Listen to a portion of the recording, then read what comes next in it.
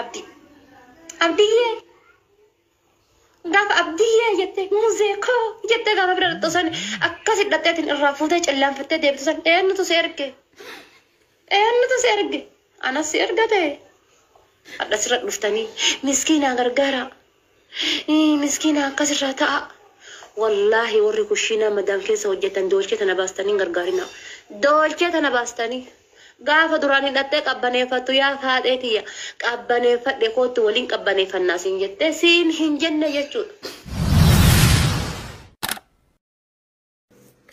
Ashamaa harka fuunee jaalatamtootaa fi kabajamtoota hordoftoota kiyya nageenya kee qilleensa irra bakkumsa hin jirtan hundumaatti sanaadha qabu jecha. Kaleessa viidiyoo wayii gadhiise irratti waa'ee mucattii abbaan mana Dubaay keessatti dhiisee badee na gargaara jettee daa'ima of harkaa qabdi. Abbaan manaa kellinaa barbaada na gargaara jettee haasofte jennaan ijoolleen baay'een viidiyoo isaan irratti waan baay'ee dalagdan jechuudha. Ijoollee shamarran jechuudha dhugaa dubbachuudhaaf. Inni kaan komentii jalatti maarree maaltu dura ishee heerumsiisee heerumuuf biyyaa baatee jijjiiramuuf biyyaa baatee maal gochi heerumtee durumaa baga kan jettanii jirtu jechuudha. Namoonni baay'een immoo irratti viidiyoo kan hojjetan illee jiru. Hojjechuuf biyyaa baatee maaliif heerumtee maaltu si heerumsiisee baga namoota kana hin gargaariina kan jettanii jirtu jechuudha. Wanti isin beekuu qabdanii namoonni baay'een keessan abbaa manaa gaarii gaafa argattanis Rabbi akkasiniif kenne yookiin Waaqayyo akkasiniif kenne hin dagatiina. Gaafa namni tokko abbaa manaa gaarii dhabuunis carraadha jechuudha. Isa kanas Rabbumatu hin goonee fi akka Waaqayyo hin goonee fi itti beekuu qabdu. Nama badaas kan nama laatu Waaqayyodha. Nama gaariis kan namaaf laatu Waaqayyodha jechuudha. Sirriidha akkuma nama tokkootti namni hundiyyuu hojjetee jijjiirama jedhee biyyaa baa malee dhiira barbaacha miti. Heerumuunis iddoo hireen ofii jirtudha. Biyya hireen ofii jirtudha.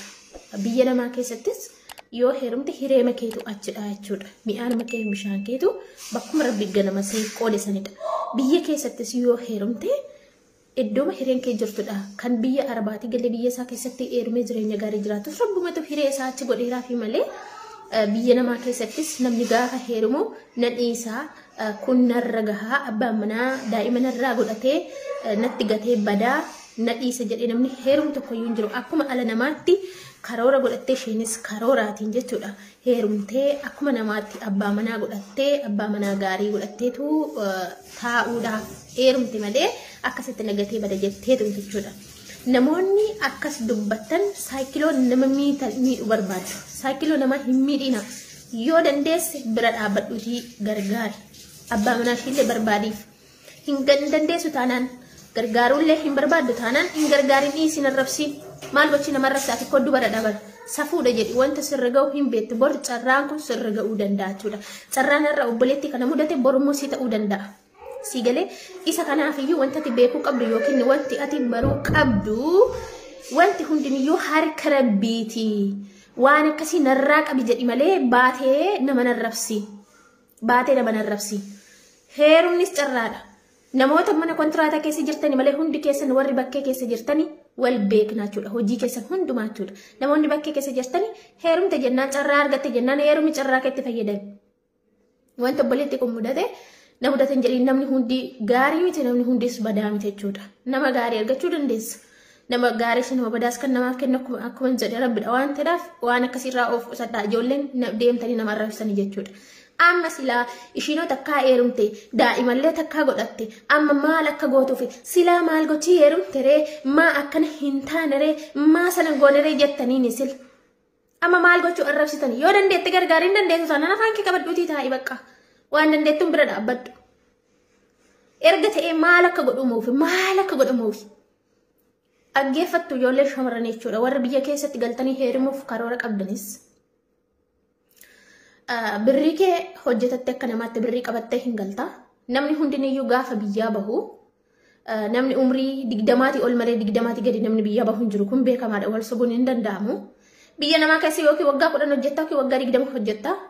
Waggaa meeqa taata beektaa waggaa 40 waggaa 50 taata jechuudha. Amma aduu waan hin agarreef hin bareedda. Fuula bareeda qabda. Malkis bareeda qabda garuu umriin kee deemeera.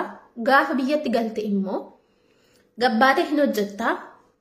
Internetni hin jiru yookiin amma gaafa dalagaa mana madaamii fixxee mana keessatti ispoortii hojjetta. Gaafa barbaadde wantoota adda addaa diddibatta. Gaafa biyya galtee jireenyi qaaliidha. Gaafa kana torban tokko gidduu yookiin torban lama gidduutti jaartii waggaa 50 fakkaata. Namtichoon gaafa si fuudhe gaafa si galee birrii kee sirraa fixe siinis eessatti si beekaa umriin kee deemeera badisiin jedha. Ati immoo ta'u ilmoo tokkollee hin argatiin jechuudha. Bakkee keessa tangalaattataa birrii kee ka hojjetattee galtallee fixaachuudha. Namtichootti fixxee jechuudha.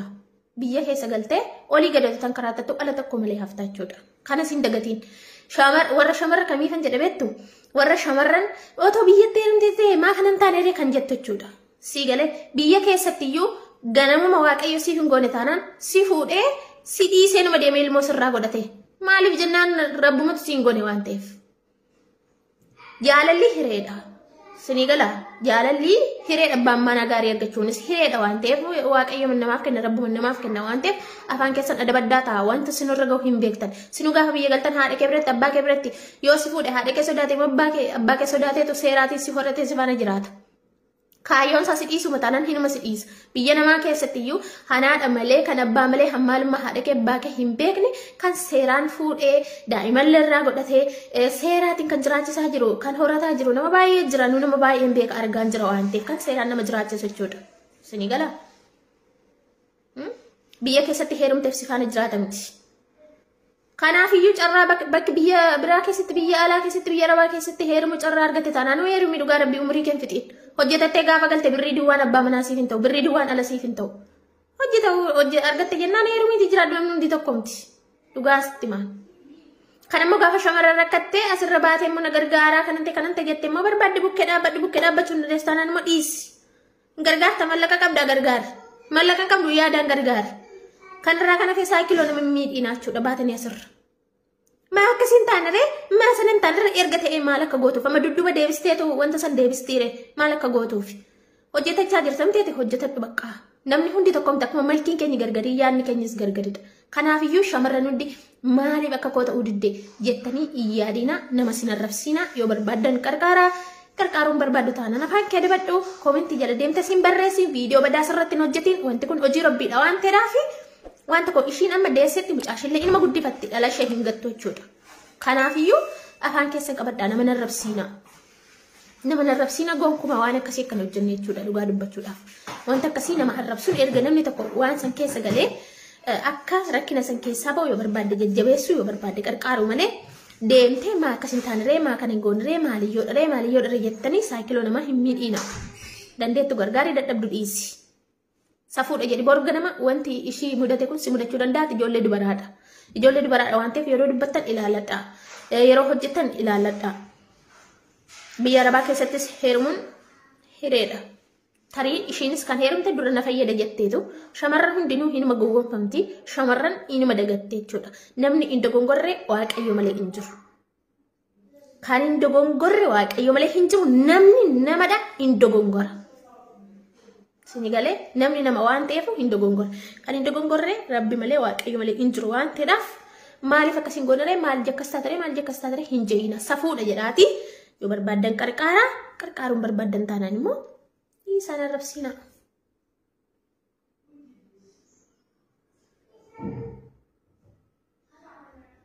Yaani inni qabu kanadha jechuudha. Namoota warra kamii kan jedhe warroota viidiyoo irratti hojjetan warroota arrabsitanii kan jedheen.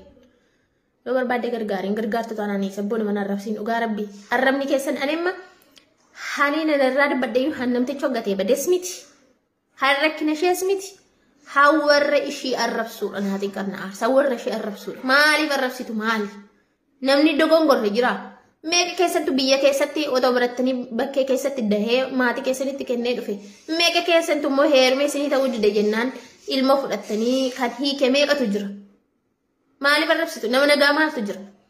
Biyya arabaa keessattis yoo ta'e immoo irsii gaafa sin dhiise badu kan daa'ima bakkeetti gatus meeqa argine dhugaa rabbii. Meeqa keessantu jira. Akkasuma gochuu didde jettanii to ammasin kan arrabsitan jechuudha baatanii. Maaliif daa'ima sanillee gatuu didde jettaniitu miti?